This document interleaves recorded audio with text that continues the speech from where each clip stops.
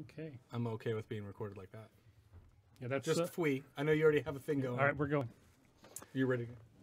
There's always a bit of a delay, so I never know when we're actually live. But by now we should be live. So hello and welcome to the RPG Academy. I am Michael. We have a really weird looking setup today because this is the first time we've done multi-camera in real life in a long time. Hopefully it looks okay. Hopefully it sounds okay. There will be an audio only version at some point in the future. What we're going to do tonight is recap our recent GenCon 50 experience. With me, I have to my front. Hey everybody, Brad here. How you doing tonight? Brad, how are you, sir? I'm doing well. And where might people know your voice? Well, you may recognize my voice as Captain Cage Thorngage from Dark Discovery, among other places. Among other places. And then to his left, I am Jared Smith. Good to see you guys, even though I don't see you. well, right now no one's watching, so it doesn't You matter. won't recognize my voice from anything, because I am not a part of anything. You would call it behind the scenes, Yeah, man. I am a behind-the-scenes man. And then to his left, to my right, Hi, I'm Michael. You may recognize me from some really old footage that we have on some actual plays, or your local grocery store if you happen to live exactly where I live. and what would that local grocery store be? Probably like a Kroger's. Oh, okay. So it's not Jungle Gyms? It's International Market? It is Jungle Gym's International Market, which is, if you ever come to Cincinnati, go there. And for any out-of-towners, it's one of the best things that we have. Yeah, it's pretty remarkable. Yeah. So we do have at least one person watching now, which is awesome. Again, we're going to recap our experiences at the last Gen Con.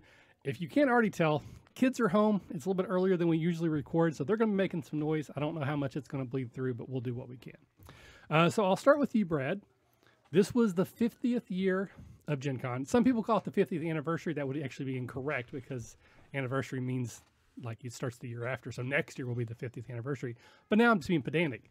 This is the 50th Gen Con. When you were getting ready to go, did you have any particular thoughts, anything you were excited about? Like, what was your game plan this year compared to years past?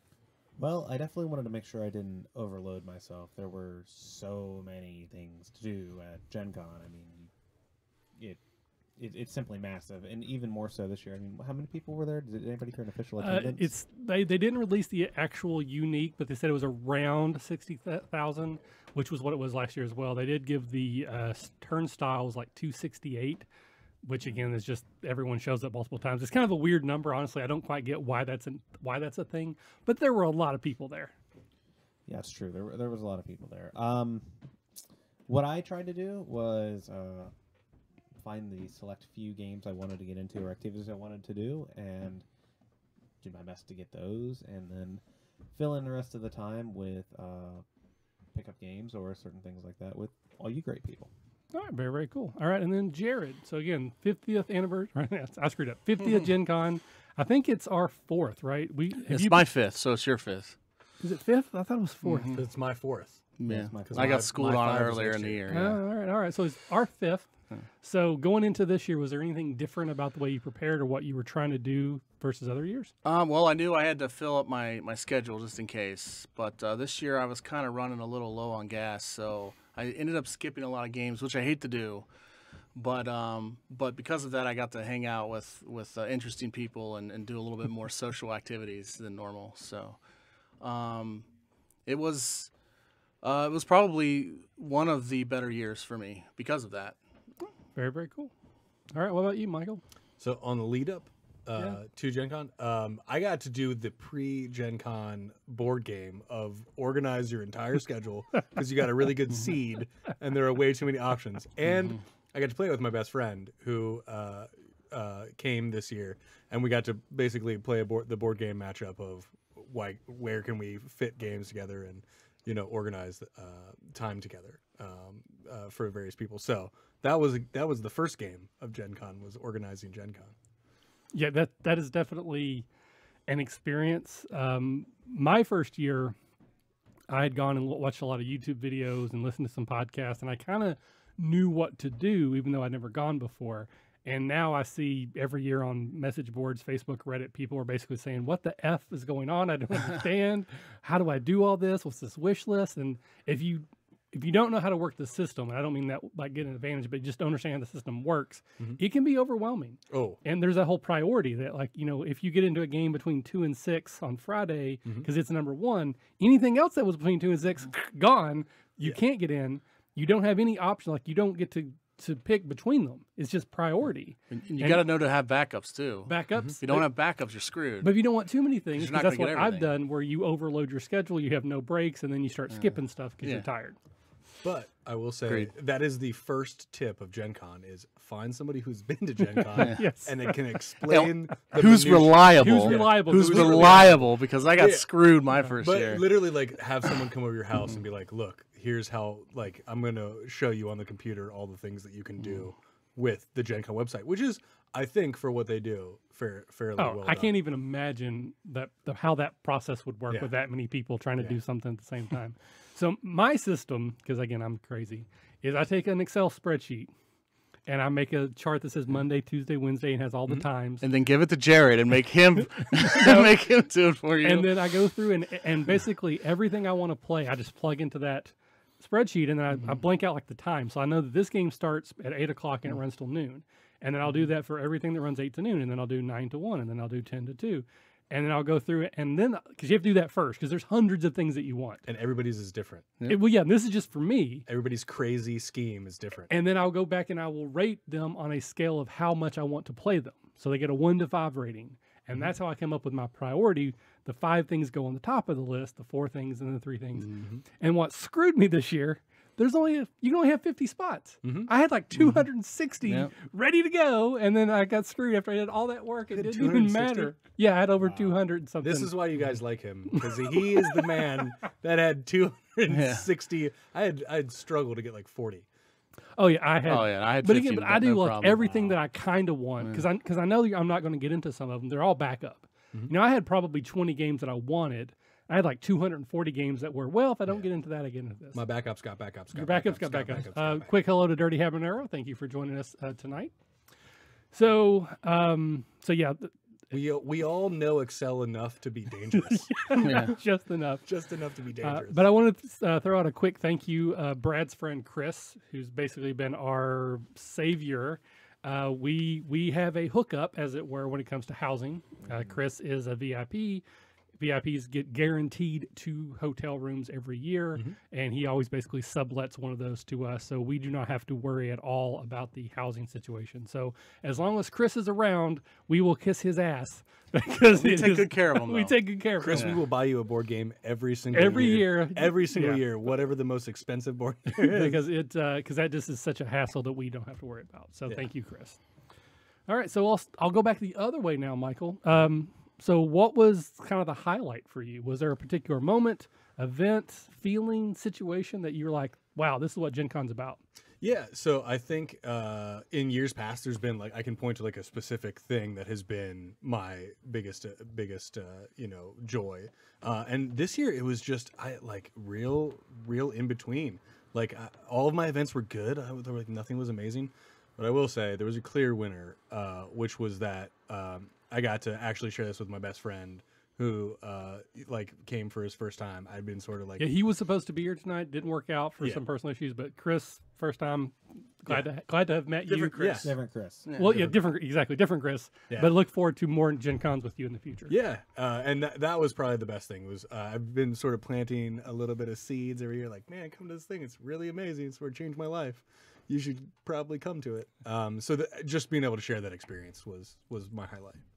All right, very, very cool. All right, what about you, Jared? What was your highlight this year? Well, there were several. I mean, always the highlight is just hanging out with people I don't get to see very often. But as far as events, I'd have to say this year. Well, every year I do the Midnight Zombie game, and this year they got it right. They have the right amount of tables, and it's safe for me to say that it was probably the best Gen Con event I've ever done in the 5 years that I've done it. So it was a blast. I may have drank a little too much, but it comes with territory. You should have seen the other people at the other table.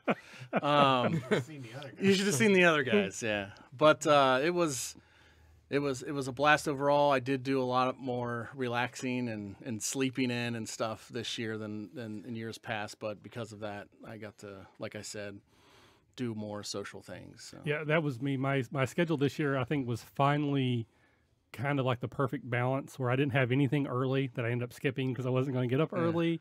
I had enough breaks that I could meet you guys or some other people I knew there for lunch or for dinner. I got to go walk the event hall, leisurely. So yeah, this year my schedule was probably at a really good balance. Yeah, I got to hang out with you more than just the waking up in the morning and going to bed at night, or waking you up at night when I come stumbling in at 2 o'clock I in the actually morning. think I was up later than you at least one time, and that has never happened before. Happened. Normally it's like the two of us coming in. I don't know, 3 or 4, some wee hours of the morning. Nice. Talking about how we're not going to our 8 o'clock game Yeah. very loudly. Basically, as you're going to bed, you're like, I'm not doing tomorrow. All right, so what about you, Brad? Anything this year different or highlight? Well, the highlight for me this year, I think I got to go to my first U2 Can Cthulhu event, which was the first time I've ever been able to get into one of their events. And I actually got to go to 2 of them, and they were phenomenal. Great games. A lot of great role players there. The one I got to play with you guys, and the other I did not, which was with another group of people. But they were both really solid games, and I had a lot of fun at those. I still think the best part though of GenCon is getting to see your GenCon friends. Yes. Your con friends who you only see at cons and whatnot. I didn't have a lot of time to actually hang out with those people because everybody was really busy this year and going 7 different directions at once. But it was still great to see those people, and I got to sit down and go to a bar and have a drink with one of my pretty much my first game master.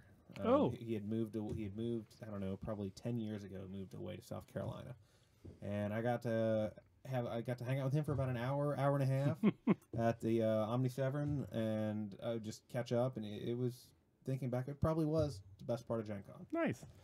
We thank you for bringing Brad into the fold. So appreciate it. Appreciate you for the initiation. So it's funny you mentioned, because I do absolutely have Gen Con friends now, but I also have Gen Con acquaintances. There are people that I don't know them, but I recognize them. Like I'll in the hallway, I'm like, oh, I've seen you at Gen Con before. I've seen you at Origins, or Literally seen you every year. Every year, I don't know you, but I know you, which is very cool. For us, obviously, Wednesday night's always a big deal. We like to do the pre-Gen Con meet and greet. I think this year was probably our most successful in terms of A, organization, and B, attendance.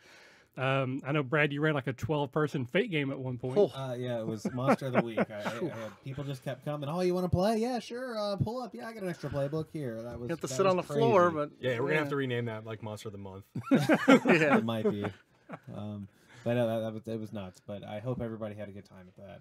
Everybody said they did, but so it's a good time. And actually, Dirty Habanero was there with us with his son as well. We played some games together. He introduced me one to like some kind of brawl game where you were like a wizard or a monk and you fought over beer and stuff. But it was a good time. Yeah, always good stuff. I got to play. Oh crap! What was I got to play some kind of. I can't remember the name of it. It was like a Cthulhu type game where it's like the cards have point values and you're trying to get rid of your cards. I'm sure if someone mentions it, I would know. It's actually really fun. It's like a $12 green tinned game I really liked.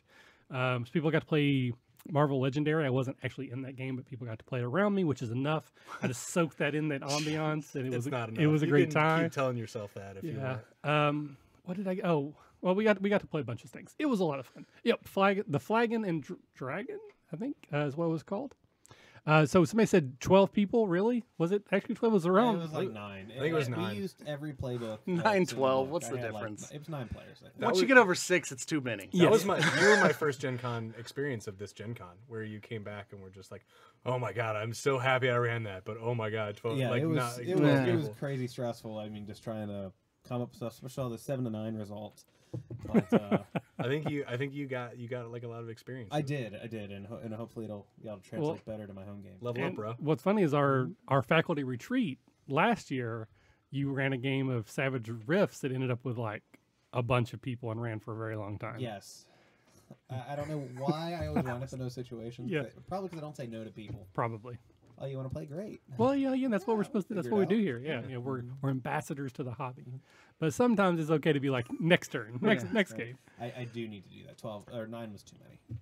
So I think we've touched on like what was our favorite event or favorite game type of situation.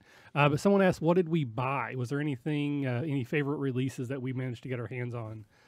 So is there anything in particular you bought at Gen Con? All of the things. Alcohol does not count. All the things that I buy are either we're like non-standard. Like I got a new book for like taking journals in that is like this just papyrus thing that is really nice and neat to take around with you, and people look at you sideways when you carry it. So like no new releases other than I bought like a bunch of stuff for my nephews. Okay. All right. Well, maybe Jared, anything you buy?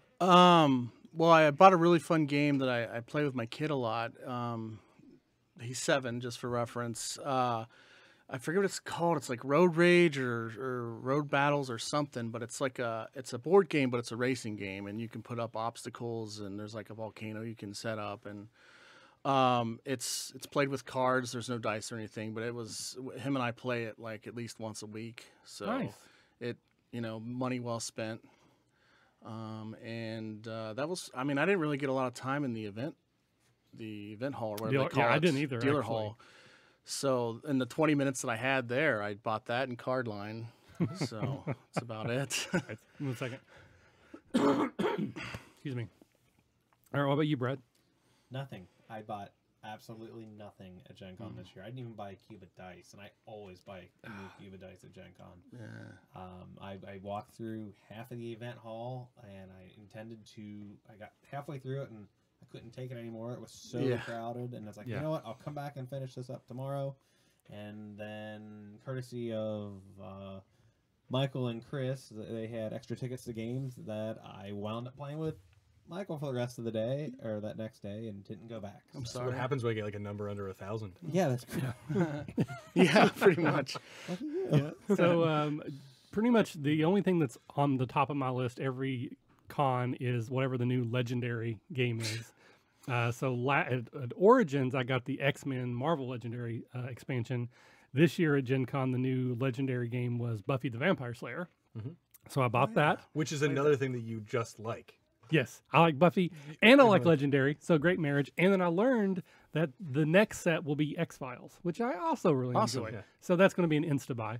I bought Crossfire, which is a D&D themed deck building encounter game, which I played the Shadowrun version, and even though I don't like Shadowrun at all, I loved it. So I basically, when I was told they made a D&D version, I was there. I bought it and all the expansions that were available at the time. And then I bought a crap load of Upper Deck sleeves. So I went back to the room and I sleeved it all so that I could actually play it. You should buy at stock Gen in Con. that because you buy so many sleeves. I should. I absolutely should. I would like to know how many offices you've paid for at the Upper Deck Studios. A lot. Though I met somebody who worked with Upper Deck. You were mentioning how you ran into your friend after many years. Michael from the Redemption podcast had the same thing. He ran into a buddy he hasn't seen in like 13 years. Buddy happens to work for Upper Deck. Nice. So we've been chatting. I'm hoping that I can use that relationship to my advantage. But absolutely, I will buy pretty much everything they print. It's going to go. I think it's to both people's advantages. Yeah, I came back into the room before dinner when you were sleeving cards, and there were a million cards and sleeves everywhere. Because normally what happens is I buy them, but I can't touch them at Gen Con. So it's like, why did I even buy this? I could have just got this on Amazon and have it delivered at my house on Sunday. So I bought sleeves and started sleeving them. And we did end up playing Buffy that night or one of those nights down in the Embassy Suites where we're at. Very Is cool. anybody OP? I remember playing that. It's good. Is anybody OP yet? No. Buffy OP. No. Okay. It's fun. It's an interesting mechanic. There's a light and dark track that can trigger certain abilities, and certain cards work better on one side or the other. So it was a lot of fun. Just kind of jump into also favorite moments. I didn't run any games this year. It's actually the first year since the first one that I didn't run anything, but I did host some panels. Our DMing panel for both basic and advanced went very well. I was so thrilled with the turnout. I was thrilled with the people there, the questions they asked. I thought it was just a great time. We did a podcasting one. Didn't quite work out as well as I'd hoped. The information was great, but I don't think our delivery was very good. I feel like we were talking not over each other, but we kind of were repeating ourselves. And I've seen myself do that before. I'm sure most people do. Like, you'll say something and you're expecting a reaction. When you don't get it, you're like, well, maybe I didn't say it right. So you say it again and you're trying to get the reaction. So you end up saying the same thing 3 times and you just never get that reaction. And you're like, okay, I need to move on. You're just like that strange grandpa that delivers the same joke over and over again, just waiting for it to land. Yeah, I never got the reaction I was expecting. Yeah. So I just feel like I have the same thing with my son. so I just feel like it was good information. I just don't think we presented it very well. So for that, I would like we're going to try it again. We'll probably do it again at other conventions, maybe even GatherCon. But again, information was solid. I just thought the presentation could have used some work. But my favorite moment, and this is going to sound very self-serving because it is, because I had a kind of a weird Gen Con this year. Like, there weren't a lot of highs. It was all kind of mediocre, and I'll get into that in a minute. But while we were in the event hall or the dealer hall, right before, I think it was the same day we were getting ready to leave, some person just randomly found me, stopped me and said, I want to thank you for your panel on DMing. I'm just starting to DM with my son. I had him there with me, and it was great, and we're excited to go home and start playing together.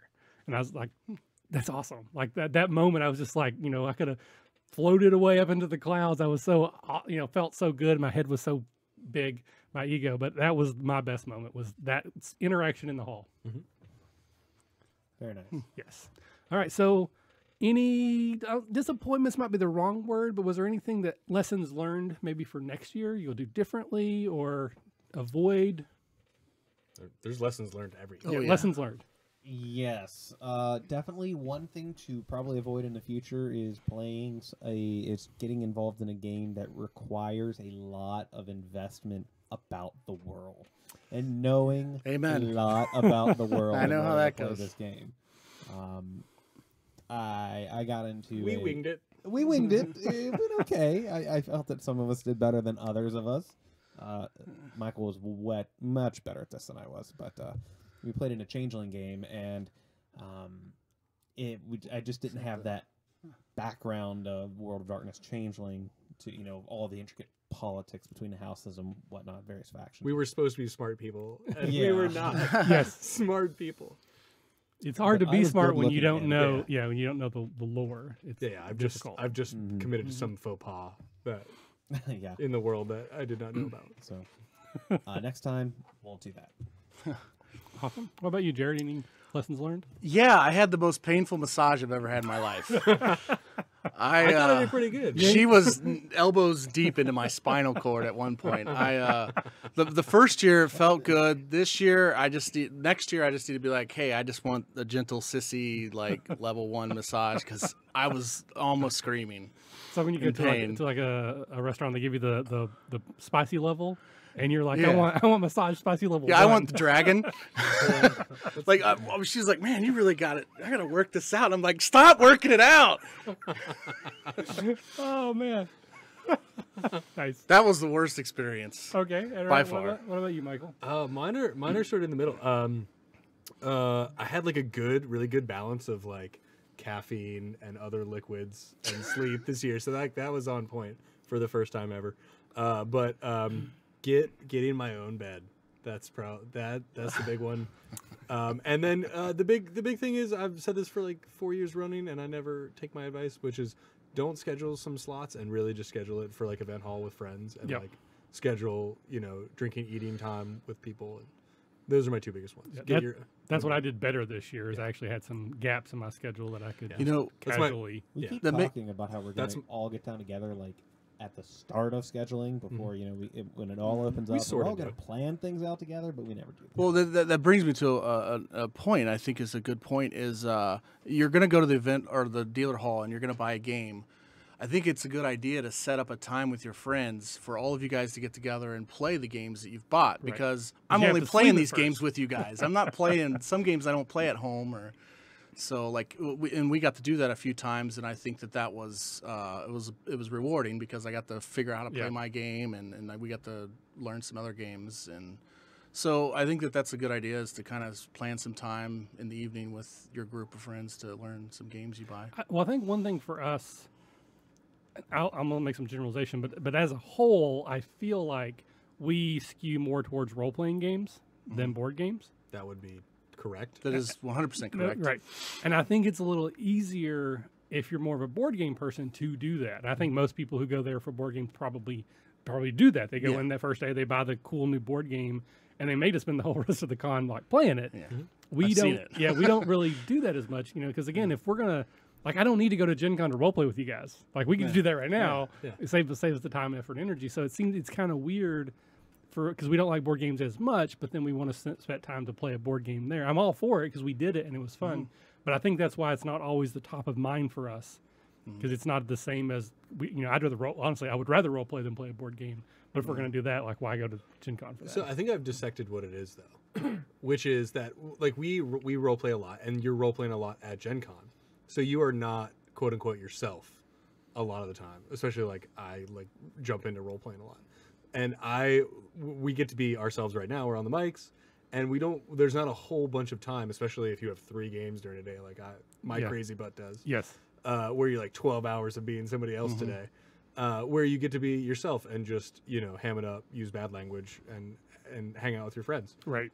So that's what I have missed every time, is that those sort of like refreshing and fun moments with my friends to just ham it up. And I think what you and I have experienced, because we did this at Origins, is we played in almost all the same games. I think at Origins, almost once you were there, I think we played in the same games pretty much the I whole basically time. had no plan, and I was like, I'm just going to follow you around. You just jumped in my games, which was awesome because it was always so much more fun when I had at least one person there I knew. It got me into the game so much faster. And, some of those games were great. Some of them not so much. Some of them were fun for us. Yes, exactly, because we still had fun, even though the game itself may not have been. Yeah. So that actually brings me to one of the things I wanted to talk about. Excuse me. Because I mentioned earlier that this was kind of an up and down con for me. One of the things that I try to do at Gen Con specifically is to play in games that I don't normally get to play in. Like, I'm not going to sign up to play in a D&D 5e game because I play D&D 5e all the time. But sometimes the games that I've never played before aren't great. And I had a couple games that were subpar. One I think had more to do with hearing. Like, I mean, obviously I am partially deaf. I have a hearing aid, but even like in those crowded rooms, it can still be difficult to hear. And one of our GMs specifically just had a very low voice, probably been gaming since he's been there, and it just maybe was shot. But it was super hard to hear. So there's a lot of times where I really just didn't hear. And I kind of had to look for context clues. It just was harder for me to get involved in that game. And then there's another game that I played that I didn't care for the system. The people playing were great. We had some great moments, but overall, the system was okay. But I wanted to call out specifically Danny, in case she listens to this. By far my best game, and it was magnitudes different, was the Numenera game that I played with Danny from Rhode Island. We know she's big fans of the show. She comes to a Catacon every year. And she ran a game of Numenera I got to play in. And it just was, again, it wasn't even close to how much fun that game was compared to any other game that I played. And what I told her kind of on Twitter was it made me kind of reevaluate some opinions that I've had about Numenera. Because I've not been down on it, but I was never like overly impressed. It's like, it's okay, but didn't think it was great. But the thing that game did for me that I had not experienced before is, even though I never got to the point where I was so invested in the role play that I was like just in the character and the mechanics faded away, which happens to me when I'm in a really good game. And I've said it before, I try not to roll dice. If I don't want to touch dice if I don't have to. That game, we were rolling dice the whole time, but it was fun. The mechanics never disappeared, but they were fun to engage with. So while I never pulled away from it, I was just having a blast every time anybody on the whole table rolled. Everyone was watching, and when it was a number, I've not had more like everyone just jumping up and going yay when someone got a good roll. Then it was 4 hours of nonstop. Every time someone did something cool, we were all in it, and that was just awesome. It was a great experience. And how much of that was Danny versus how much was that Numenera versus how much was just the rest of the table, because it was a great table. I don't know. But again, magnitudes difference how much fun I had in that game compared to any other role playing game that's a year. So yeah, there's I think that's like a thing, like role player's fallacy, where you're like, man, this game was amazing, and it was just an amazing role playing experience. But Danny is amazing, and you did text us, I think, on our Twitter chat like immediately after that game was over. Yeah, it was like, oh, this is my best game of the con. Oh yeah, yeah. Without a doubt, it was the best game of the con. So. I don't see any other questions in chat, so we'll kind of anything else that you would any just interesting things that happened. Food. I got some I food want the stories. weirdest Gen Con questions. What's that? I want the weirdest Gen Con questions. All that right. people So anybody have. in chat, we're looking for some weird Gen Con questions. They have to be family friendly, at least somewhat. Strange. So not just weird. anything else about Gen Con this year you'd want to mention? Well, We didn't have a hotel room when we showed up. yeah, that's true. We did not have a hotel. terrifying. room. Small panic attack. Small there panic. was a small attack there. I probably gave you guys a heart attack when I. We said Yeah. thank you to Chris earlier. We were saying other things about Chris on the car ride. Well, yeah, and this definitely wasn't Chris. No, it because was not he his fault. gave me the printout that showed our confirmation, a snapshot of it. We got there, and there was a slight snafu in the computer system. Something happened between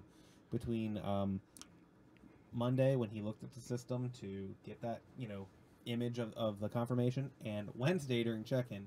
But we did not have a room when we got there, but it was all sorted out. And yeah, so that was fun. And as far as food, we got to have a nice meal at the Weber, which was that was nice. It was, I think that was like the only time we all ate together, or at least most of us ate together. Yeah, we had a pretty big group, and it's probably also the most we spent. I tried to go pretty cheap this year. This was the cheapest Gen Con I've ever had. Agreed. And some of that was that I didn't eat. I still ate out a lot, but I tried to eat more like lunchy foods, or I'm not going to get a steak. But I wanted to go to the Weber because I've never been to the Weber before. The Weber, the French onion soup, best French onion soup I've ever had. It was amazing. The shrimp cocktail, A+.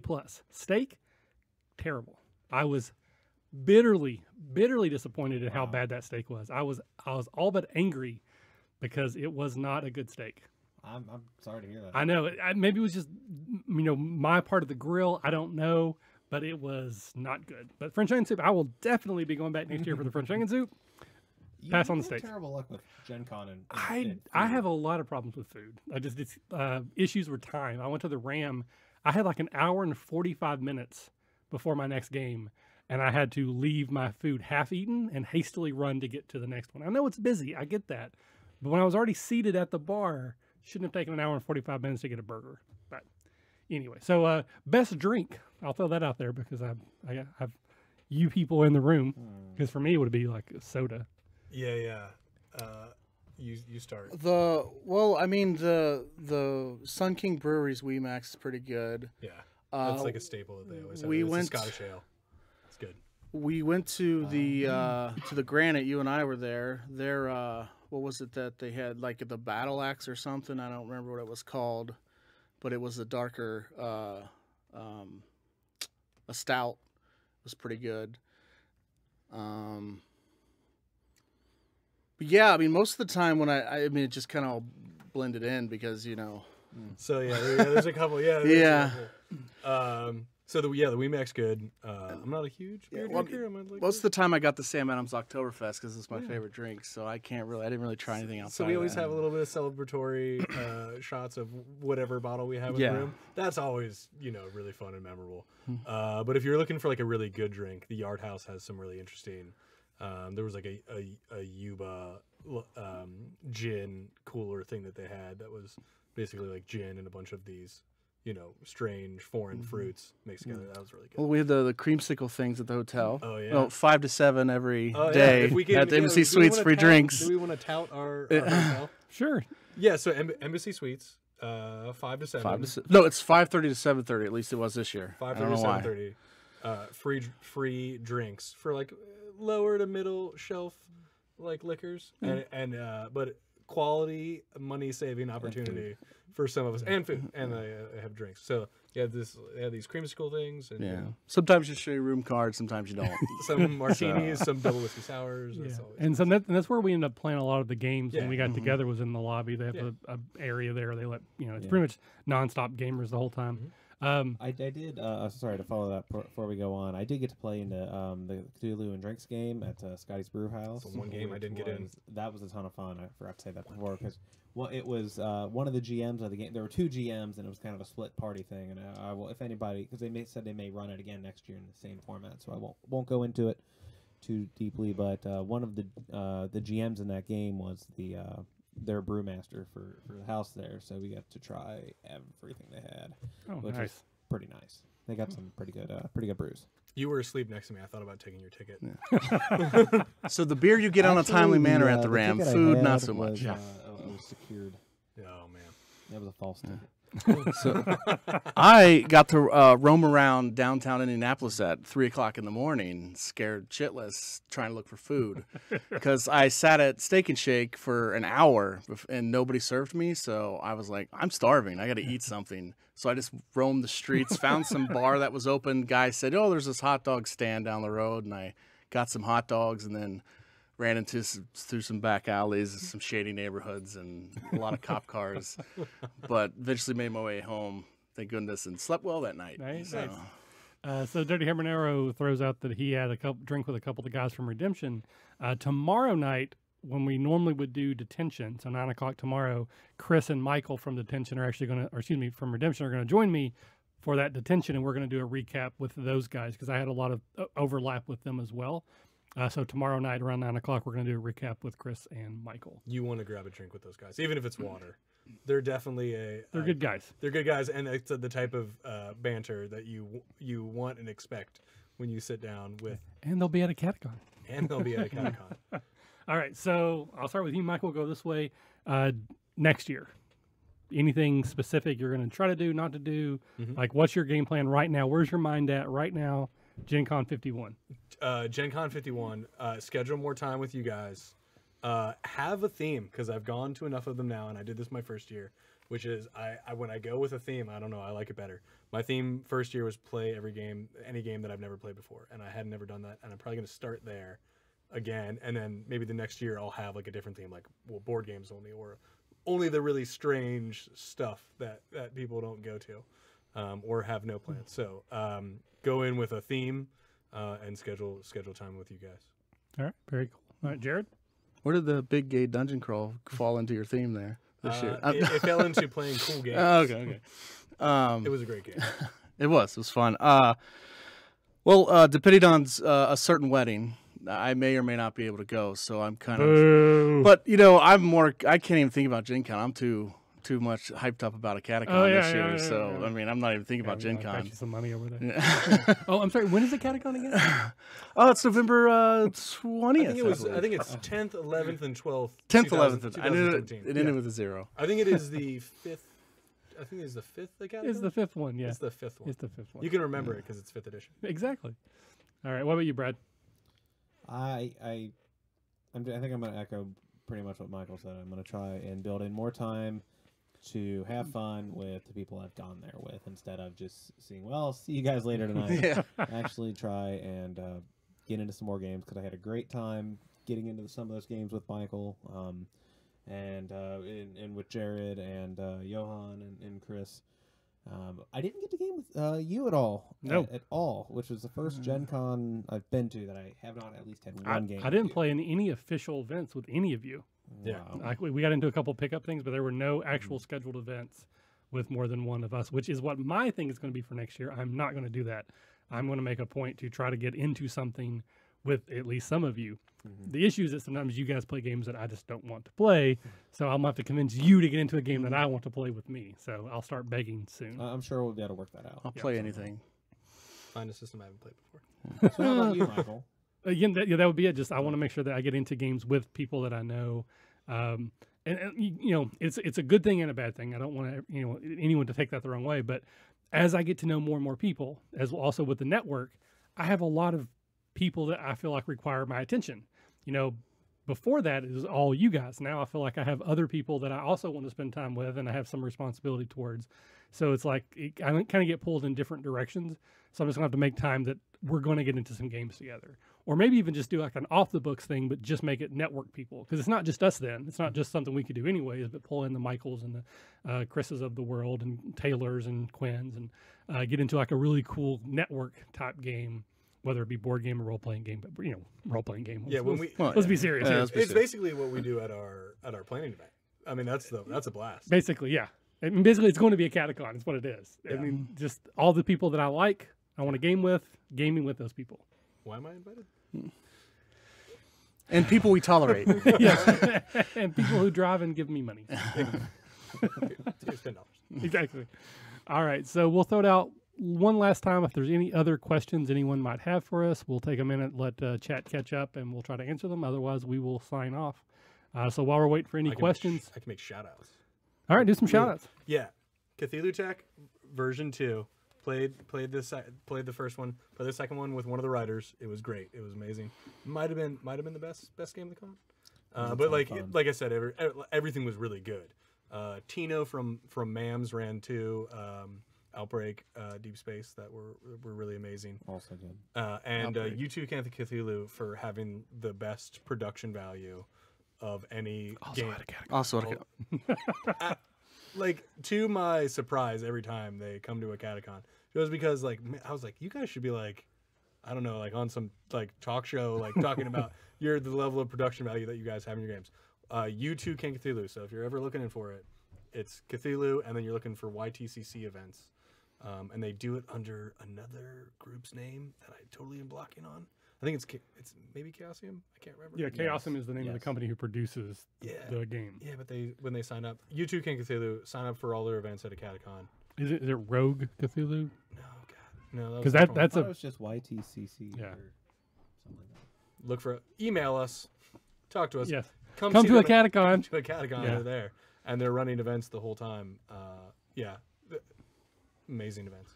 So maybe mention when the event listed stuff for Catacon, and maybe now's a good time to put you on the bus. Well, unfortunately, I can't say that because our event schedulers still got a couple kinks in the system. We're going to hopefully get those worked out soon. But we're also going to be, at least some of us are going to be at Sin City Con running events, which is in October at the Sharonville Convention Center. And that's the last big convention until a Catacon, which is in November. And then next year, probably Origins would be the big one. Oh, we have a question. Tanner's with us as well. As someone who hasn't been to a Catacon but is going this year and has not been to GenCon, how would the two compare? I can say like pros and cons. Like, there's obviously, like, I can tout a Catacon, but like GenCon's amazing because it is the biggest. Like, you're going to the carnival of gaming where everything is sort of going on. Problem with that is it's the carnival of gaming. So are you a summer guy or a winter guy? There's a lot of stuff going on. There's really noisy. Your game halls are really loud. Like you said, like, I have had good games, like several times, good games ruined by just it is too loud in there. At a Catacon, I'm especially with YTCC, I'm getting the same group of people and a level of, like, I'll use this word, intimacy that you don't get elsewhere. You have space. You don't feel congested, so you're getting all the best names, and like we have like really big names. People come to our event. Like, I've drank beer with like 3/5 of the people that wrote 5th edition by now. That's like, I'm gonna collect them all someday. Yep. But yeah, there's a level of intimacy and like just time that you have to really engage these. Not as much walking. Yeah, not as much walking. Yeah, well, again, I mean, to Michael's point, we're in one big room, which is a plus and a minus, because there is a little bit of noise overflow. It wasn't as bad as I thought because the room is so tall. A lot of the audio goes up, so it doesn't really affect you at the table. But if you're close enough, you can look over and you can see everybody. So, like, you don't ever have to, like, you get on Twitter and find people. It's just like, hey, after this, let's go there and play. Everything's free once you're inside. There's no per game cost, which from a marketing or from a business standpoint, is probably dumb. I probably should be doing that because that's a lot of money that we're not getting. But I don't. I want a Catacon to feel like it's just you and your friends gaming for a weekend, which is what it is. It's just friends you haven't met yet. You've bought your badge. You've bought all you need to buy. Like, you don't. I mean, like, the one thing that irked me at GenCon was you had to buy a separate ticket to play their open board games. Or at least that's what it sounded like. Yeah, you do. You have to buy a thing to play that. What I appreciate about a Catacon, our library may not be as big, but you could just go there and play board games for free from our library without. Yeah, we're gonna do an RPG section this year too, with a bunch of RPGs already read out, like character sheet blanks and pre-gen, so that if you've never played an RPG before, you can just grab one and go as well. That's the plan. Crash kit. Kind of, yeah. Yeah. What about you, bro? How would you compare the two? Wow. Honestly, I had way more. I have generally year after year way more fun at a Catacon than I do at GenCon. It's just the cold truth of it. And I think it is simply because it's such. I mean, it's something that I don't know. Maybe I know the people that are running it, and so maybe I'm more invested in it that way. But I can't think of a bad experience I've had at a Catacon, as opposed to bad games or not games or things that just didn't go right at GenCon. So hopefully that's not setting up a setting up a curse for this year. We're in trouble. Knock on some wood. Yeah. Sorry guys, but no. For me, I just can't compare it. I mean, it is kind of night and day. It's got the perfect size. That's just kind of what it is. A lot of people. The only downside is the food thing, but It has a lot of people who are passionate about role playing. Like every single person I know that goes to a Catacon is passionate about role playing, and loves to do it, and is passionate about our subtitle is if you're having fun, you're doing it right, and who take that to the T. Whereas Gen Con, you never know. It's a con. You're gonna get people who are passionate about role playing, but you never know exactly who you're going to get or what you're going to get. But in my experience with the Catacon, you're always gaming with people who love role playing. Yeah, they're excited to be there. Excited to be there. And I think that's the way to frame it. And again, I'm just talking out my butt here, but there are people who will go to Gen Con, and I'm probably one of them now, because it's Gen Con. Like, even though this year wasn't my best Gen Con, I'm going to go next year. I'm super excited about going next year. But people who come to a Catacon, they're going there because they want to be there. And I think that's a huge difference. I've actually gotten a little bit of flack from some people who I think don't quite know what we're trying to do with the Catacon about the fact that we charge GMs. It's a reduced cost, but you still have to pay a little bit of money to be a GM there. And Real cheap. And it's super cheap, but I think that's part of it, is that if you're coming to a Catacon, you're already bought in. You're not going to GM because it gives you a free badge. You're going to GM because you want to run a game for people, and you want those people to have a really good time. So you're willing to pay money to come to our con and run a game. And for me, I think that is the type of person who's like, I want to give this experience. I want people to play. So yes, I'll give you $10 in order to play, rather than running 8 games so that I don't pay anything at all. So to me, that's counterintuitive. Like, we may eventually get to the point where GMs don't have to pay if we get big enough, but there will never be you run X number of games, you don't have to pay, because I think that sends a wrong signal. It's This getting is people $10 for a weekend. Yeah, it's $10. Come on. So, Hey, I'll give all our GMs free shoulder massages if they want. No, Deep tissue. I know exactly what not to do. awesome. Well, thank you everyone who was listening in on chat. Thank you for anyone who's listening in the future. Brad, Jared, Michael, thank you for joining me. Thank you for being a part of my Gen Con journey for past years and for future years. My regret was that we didn't do more together this year, so we're going to fix that for next year. But I appreciate what you guys do for the show. Again, Michael and Jared aren't on the mics a lot, but they do a ton of work behind the scenes helping to get a Catacon to happen and hyping it and selling it to people and all that kind of good stuff. So really appreciate what you guys do for us. And obviously, Brad, thank you for all that you've done for the show. And again, yeah, we got Sin City Con, but other than that, it's all basically, I don't say downhill, but it's all forward towards a Catacon. full speed ahead towards Full the speed Catacon. ahead, exactly. Well, make it so. Number 9, Warp Factor Who. I'm just I don't know trying what to just lingo happened. name.